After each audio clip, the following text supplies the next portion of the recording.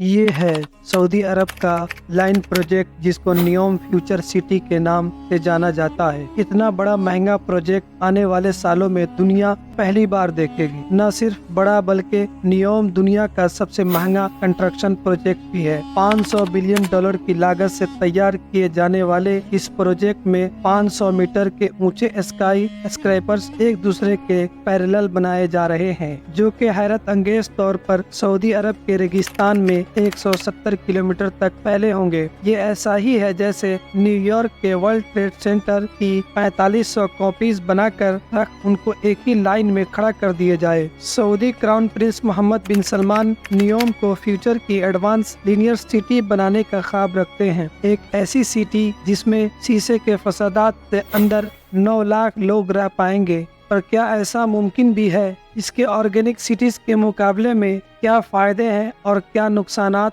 क्या कहीं सऊदी अरब अपने ही गिरती हुई इकनॉमी को बचाने के लिए अपना सब कुछ दांव पर लगाकर कोई गलती तो नहीं कर रहा? और अगर किसी वजह से ये नियोम प्रोजेक्ट फेल हो गया तो फिर सऊदी के पास पीछे क्या बचेगा? हिंद टीवी में एक बार फिर से खुशामदीद नाजरीन। सऊदी अरब के ऐसे प्रोजेक्ट का नाम है जो अपनी नौइयत का सबसे यूनिक शहर कहलाया जाएगा। ये सऊदी अरब के वेस्ट में गल्फ ऑफ अकाबा से शुरू होकर एक लाइन की सूरत में सऊदी अरब के ईस्ट में 170 किलोमीटर तक फैले होंगे। 2021 में जब सऊदी क्राउन प्रिंस मोहम्मद बिन सलमान ने इसकी अनाउंसमेंट की थी, उस वक्त कहा जा रहा था कि शायद यह प्रोजेक्ट कभी स्टार्ट ही नहीं हो पाएगा। लेकिन अभी सैटेलाइट इमेज में देखा जाए तो एक्चुअली इस पर काम स्टार्ट हो चुका है। जो लोकेशन बताई गई थी एग्जैक्टली वहां पर एक बहुत बड़ी अंडर कंस्ट्रक्शन लाइन वाकई में नजर आ रही है। जहां लाइन की लंबाई 170 किलोमीटर तक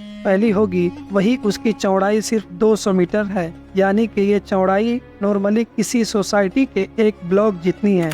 नियोम की ऊंचाई को 500 मीटर तक प्लान किया गया है। 500 मीटर ऊंचे 2 स्काई स्क्रैपर्स को 170 किलोमीटर तक खींचा जाएगा। ये इतना ही ऊंचा है जितना मुंबई के एम्पेरियल 2 या कराची के बेरिया टाउन को डबल कर दिया जाए। तो अब आप खुद लाइन की हाइट और इसकी लंबाई का अंदाजा लगा ले कि ये कितना बड़ा मेगा स्ट्रक्चर होगा। जैसे 830 मीटर ऊंचे बुर्ज खलीफा की डायरेक्शन आसमान की तरफ है, वही नियोम ऊंचा तरीन तो नहीं, लेकिन दुनिया का सबसे महंगा स्काई स्क्रैपर जरूर होगा।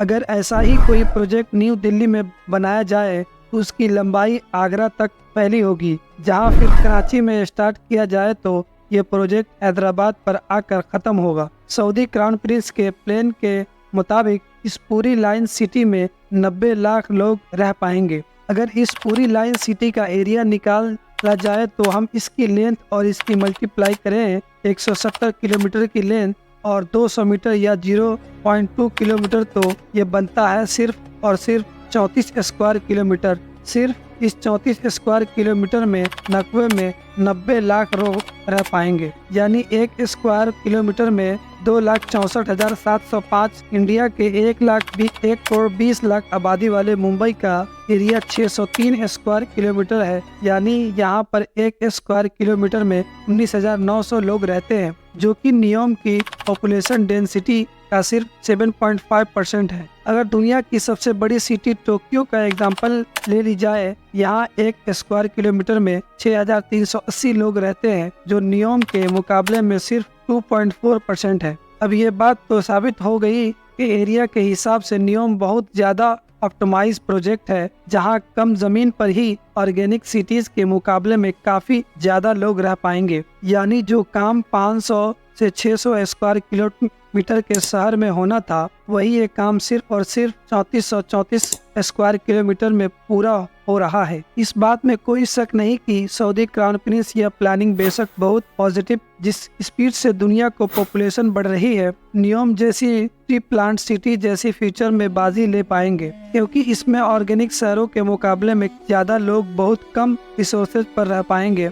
इनको जल्द भी बनाया जा सकता है और काफी ज्यादा सस्ता भी। इस किस्म की सिटीज को लीनियर सिटीज कहा जाता है, क्योंकि नियोम एक लैंड लाइनर सिटी है। इसी वजह से इसके काफ़ी फायदे हैं, जैसा कि नॉर्मली सिटीज़ में रिसोर्सेज काफ़ी ज़्यादा होते हैं, लेकिन लीनियर सिटी में सब कुछ प्लान होने की वजह से रिसोर्सेज का लॉस न होने के बराबर होता है, जिससे ऑपरेटिंग कॉस्ट भी कम हो जाती है। इसका अंदाज़ा आप इस बात से लगा सकते हैं कि मेक्सिको सिटी की पॉपुलेशन भी न्यूयॉर्क की पॉपुलेशन जितनी है, लेकिन अगर मेक्सिको सिटी में सारे रोड्स को ऐड कर दिया जाए, जिसमें मेन रोड, स्ट्रीट और एक्सप्रेसवे भी शामिल है, तो यहाँ टोटल 3 लाख किलोमीटर से भी ज़्यादा रोड्स बनाए गए हैं। इस रोड नेटवर्क को वन पीस में बनाया जाए तो ये अर्थ के 7.5 चक्कर लगा सकता है। इसके मुकाबले में पॉपुलेशन वाले न्यूयॉर्क में सिर्फ 170 किलोमीटर का रोड नेटवर्क होगा। न्यूयॉर्क के इस लाइन सिटी में सबसे ऊपर पेडेस्ट्रियन लेयर रखी गई, जहां कोई गाड़ियां नहीं चलेगी। दूसरी लेयर को सर्विस लेयर का नाम दिया गया है, जिसमें गाड़ियां भी चलेगी और शॉप्स भी होंगे इसी में होंगे। और तीसरी लेयर होगी जिसमें fully artificial intelligence high speed train का नेटवर्क होगा। किसी को भी पूरे न्यूयॉर्क के 170 किलोमीटर में कहीं भी जाना होगा, वो लिफ्ट के जरिए इस फाइन और ट्रेन में बैठकर अपनी मंजिल पर रवाना होगा। इस पूरे 170 किलोमीटर को यह हाई स्पीड ट्रेन सिर्फ 20 मिनट में कवर कर पाएगी। ये 20 मिनट तो हम किसी मेट्रोपॉलिटन सिटी में ट्रेवल के दौरान ट्रैफिक सिग्नल पर ही जाया कर देते हैं। तो अब सवाल उठता है कि अगर सिटीज के इतने ज्यादा फायदे हैं, तो फिर न्यूयॉर्क जैसे दूसरे प्रोजेक्ट दुनिया में कहीं और क्यों नहीं बनाए जा रहे। हकीकत यह है कि लीनियर सिटी का यह आइडिया काफी पुराना है और इसको इम्प्लीमेंट भी किया गया था, और ये ऐसे काम नहीं करता जैसे सोचा जा रहा है। 19वीं सेंचुरी में मैड्रिड के एक डिस्ट्रिक्ट में प्लेन लाइन सिटी बनाई गई थी। इसको सेव डेड लाइन आयल का नाम दिया गया था। इसकी लंबाई 400 मीटर थी और इसको 50 किलोमीटर लंबा प्लेन किया गया था, लेकिन कंस्ट्रक्शन सिर्फ 5 किलोमीटर ही किए गए। आइडिया ये था कि वक्त के साथ साथ इसमें इजाफा सेक्टर ऐड करके इसको मजीद लंबा कर दिया जाएगा। पर अगर ग्राउंड सिचुएशन देखी जाए तो आपको ये बात जानकर हैरत होगी, ये मैड्रिड में आज इस लाइन सिटी को ढूंढना काफी मुश्किल है। यह वो 5 किलोमीटर की लाइन आज इसको गिर्द में फैले शहर इसको पूरी तरह से छुपा दिया है। और असल में होता भी यही है। दुनिया में कहीं भी नजर दौड़ाकर देख ले, शहर या बस्तियां हमेशा ऑर्गेनिक तरीके से ही ग्रो किया करती है। लोग अपनी रिक्वायरमेंट के हिसाब से किसी जगह पर आकर बसते हैं और फिर शहर उस पॉइंट के गिर्द फैलना शुरू करता है। कहीं भी शिफ्ट होने से पहले हम अपने ऑफिसेज, स्कूल या यूनिवर्सिटीज तक का डिस्टेंस देखते हैं। अपनी कन्वीनियंस के हिसाब से शहर में कोई एक लोकेशन सिलेक्ट करके वहां शिफ्ट होते हैं, जबकि लीनियर सिटीज में ये ऑप्शन नहीं होता, बल्कि सबको एक ही पैटर्न में रहना पड़ता है। और क्योंकि यह लंबी ज्यादा होती है, इसी वजह से लोगों के दरमियान डिस्टेंस भी काफी बढ़ जाता है। मैड्रिड की लाइन सिटी में भी कुछ ऐसा ही हुआ था। यह लोगों की रिक्वायरमेंट पर पूरा नहीं उतरा, जिसकी वजह से ये आगे तो नहीं बढ़ पाई बल्कि फैलना शुरू हो गई। प्रीमियम सिटीज के जितने भी फायदे हैं, वो मैं गवर्नमेंट के लिए इनको ऑपरेट करना आसान होता है और इसमें खर्चा भी कम होता है, लेकिन इंसान इसके अंदर बाउंड होकर रह जाता है। और सबसे बढ़कर लाइन सिटी कितनी ही लंबी क्यों न हो, लेकिन बाहर की दुनिया पे डिपेंडेंट ही रहती है। डेली लाइफ की रिक्वायरमेंट पूरी करने के लिए सामान बाहर से ही आता है, और जाहिर है कि ये सारा सामान लाइन सिटी की एंट्री और एग्जिट पॉइंट से ही अंदर आता है। इस तरह इन एंट्री और एग्जिट पॉइंट पर ही नई ऑर्गेनिक सिटीज बनना शुरू हो जाती है, जो कि फिर आहिस्ता आहिस्ता ओरिजिनल लाइन को डिस्टर्ब करना शुरू कर देती है। मैड्रिड के अलावा भी कई और मुल्कों में लाइन सिटीज के प्रपोजल दिए गए थे, लेकिन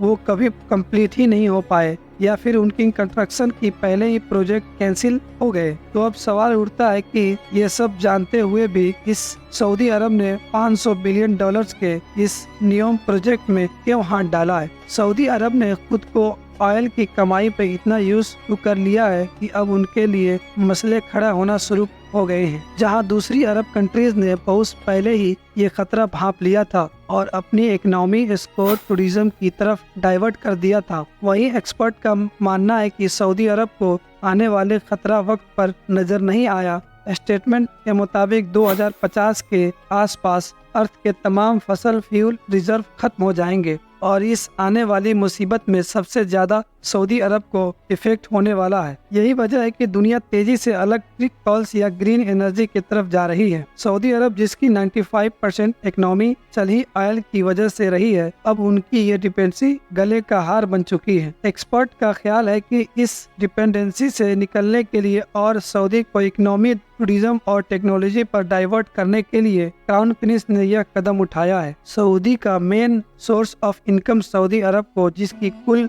मालियत के $2 ट्रिलियन है, पर ये पैसे तो ऑयल कंपनीज की वर्थ जो इसको हर साल $120 बिलियन का प्रॉफिट जनरेट करके देती है, जिसमें से करीब 70 बिलियन तो कंट्री के खर्चों में बजट की सूरत में चले जाते हैं। पीछे बचते हैं $50 बिलियन। यानी अगले 10 सालों तक अगर यही प्रॉफिट बरकरार रहा तब जाकर सऊदी नियोम के $500 बिलियन का खर्चा बर्दाश्त कर पाएगा। और अगर किसी वजह से ये प्रोजेक्ट फेल हो गया तो फिर सऊदी अरब के पास अपनी इकोनॉमी को डाइवर्ट करने का दूसरा इनकम रिसोर्सेज ढूंढने का वक्त नहीं बचेगा। आपका इस बारे में क्या ख्याल है, मुझे एक कमेंट सेक्शन में जरूर बताइएगा। उम्मीद है कि इस हिंद टीवी की यह वीडियो में आप लोग भरपूर लाइक और शेयर करेंगे। आप लोगों के प्यार भरे कमेंट्स का बेहद शुक्रिया। मिलते हैं अगली शानदार वीडियो में, तब तक के लिए खुदा हाफिज।